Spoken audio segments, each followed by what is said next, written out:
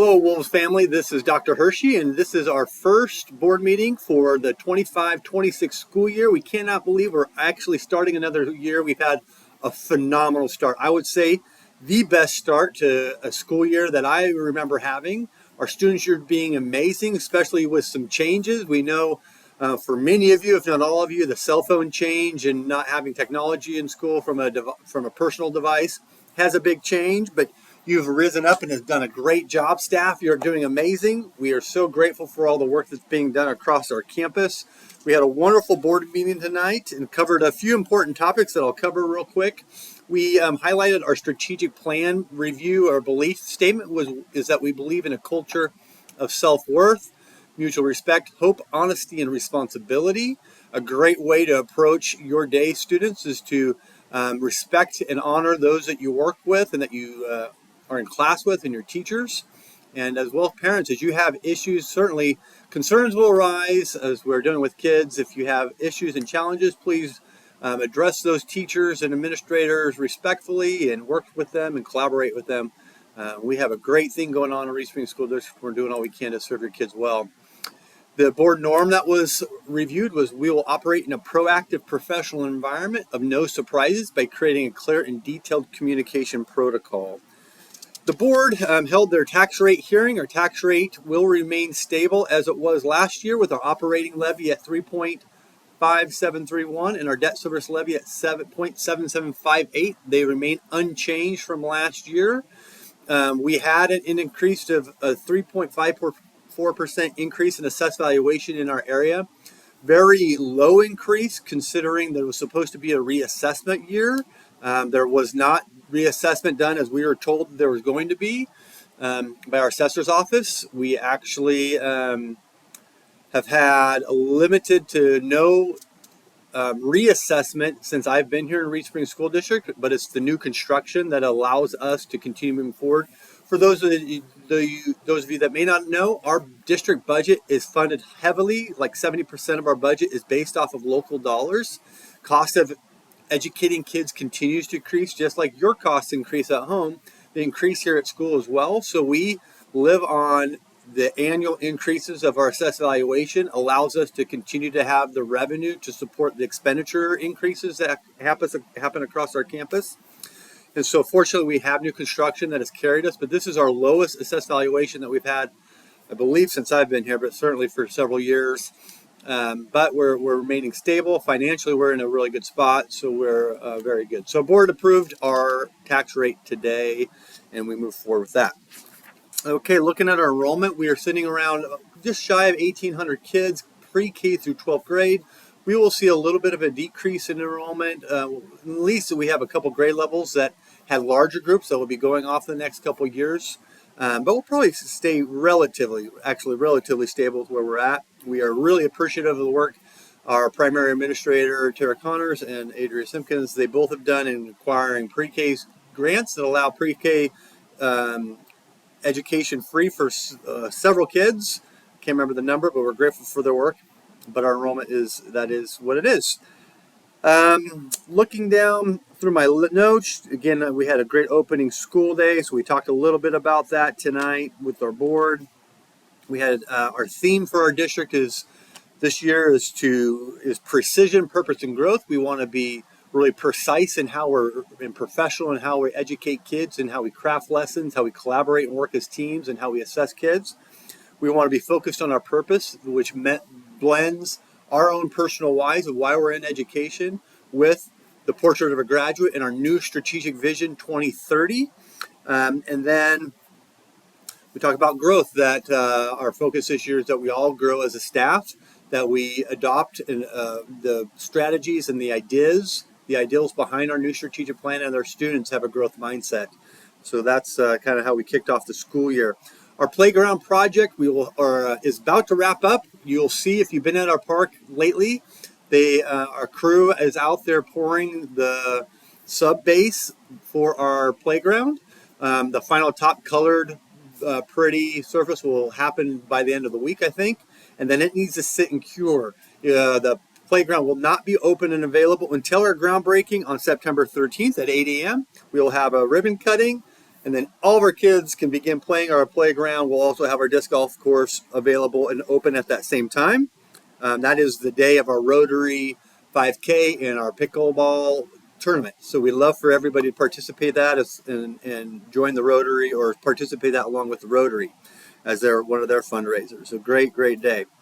We talked tonight with our board about our facilities and growth plan within Strategy 5, a couple projects that will be driving this, some work that we're going to be doing here in the next year and a half. We recognize that one of our strategies in Strategy 4 is about expanding alternative school programming for our kids. Currently, we serve a very small population, so this is an area that came out of a strategic planning that we need to expand and grow. And with that will come new space. We fully anticipate that our central office space, as it's part of the high school, will need to become part of this alternative school programming because the high school is out of any other space, and it makes sense to have it over here. Middle school does not have the capacity currently to even add any classrooms. So we'll be looking at collaborating both with our construction trades and our engineering program at TRCC, as well as working with architects to design what might look like a new alternative school space here at our central office location, and using some of our proceeds from GTC sell, which we did sell our career center. Those of you who haven't seen that announcement, we have sold our career center, got full asking price, and was blessed with that, with a really good partner, Meta Educational Services, who we may potentially use down the road with some of our services with a couple of kids. So it's a really great partner. But we've gotten some proceeds for that will be utilized to help reimagine what we could do for our alternative school programming and potentially moving us into a small building that we'll build. A smaller building that we'll build. More to come on that, but it's something in our facilities master plan that's been discussed with multiple people for over the course of the last year and has come out of our strategic plan. So just keep your eyes out for that, more information to come. We also updated the board that because we really have done a good job as a district of we went after that extra money to help build the career center from the state. So we got that extra $17 million, ended up being close to $19 to $20 million that we got in addition to the money that we had through bonds. So we've been able to do a lot of extra projects like our park projects, our playground projects. But we have what looks like to be around $1.3 million remaining. And our plan right now is to turf and go after working on the projects of our baseball and softball fields. There's a lot to still figure out, so I'm not setting that in stone. We are starting the bid process. We will be putting those out to bids and scoping that project in multiple pieces. The fencing and the turf, the scoreboard as a sub-project, the lighting, dugouts, some retaining walls, some parking, and kind of looking at all the scope of those projects and see what we can do within the scope of the bond proceeds that we have to spend that are remaining, and maybe a little bit of Fund 4 money to complete those projects. So nothing's finalized yet, but keep your eyes and ears attuned because we'll have more information to come, and hopefully we'll be able to move forward and get that project done for our athletes. It's not only a benefit to our baseball and softball players who there's a reason why school districts across our region, we're one of the only ones we're kind of down to that hasn't turfed our ball fields because of rain.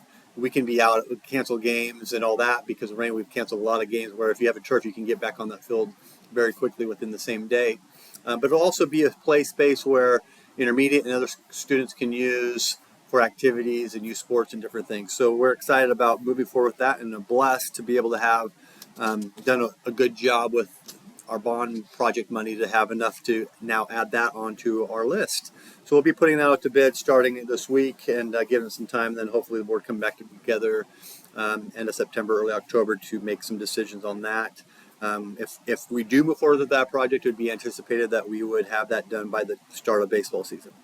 And that'd be for both our baseball and softball fields. Let's see here. The board will be doing a visit of the intermediate school to look at that after school hours.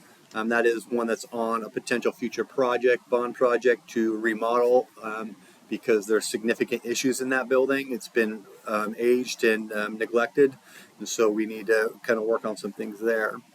We've provided the board update on our communications and our finances like we normally do. I want to give a shout out to Mr. Noonan and the entire Special Services Department for their work and continued efforts to support students with various learning needs. They've done a great job. Our IDEA determination letter was received from the Department of Education. We received the highest distinction in that of 4. This is our 10th year in a row that we've done that. We service kids at a high level in our special services program, which is why we continue to have families that move here so that their kids can be serviced in our special services department. Thank you, Mr. New. And yes, you have done a phenomenal job. We appreciate you. And then just to wrap up, we just briefly discussed our curriculum adoption. Dr. Kite presented that to the board. That curriculum information is on our website. Our board is very attuned to what our kids are being taught in school, and we're proud of their approach. And then the board did set the tuition rate at $14,111, remained stable from last year. So that's the conclusion of our board meeting. We had a great evening, a lot of great things happening. First couple weeks of school. We're moving into September. We want to encourage all of you parents to be highly engaged with your kids, to be highly supportive of the teachers because they have a very difficult job trying to get all their students to move in the right direction, and then to communicate with them as challenges may come up and opportunities for collaboration can happen. And we're going to have a phenomenal school year. We appreciate everyone and hope everybody has a great rest of the week and great September.